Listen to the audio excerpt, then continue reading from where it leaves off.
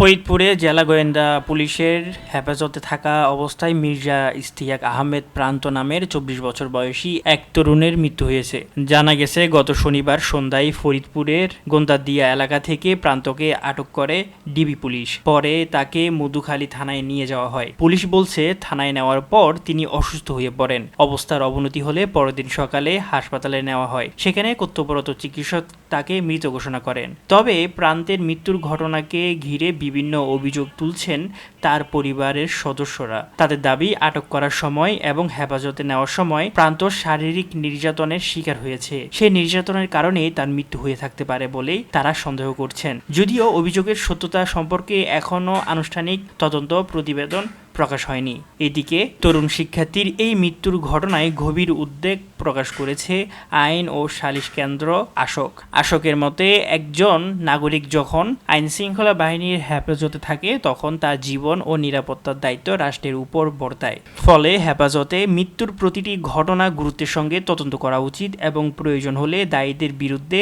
আইনগত ব্যবস্থা নেওয়া উচিত।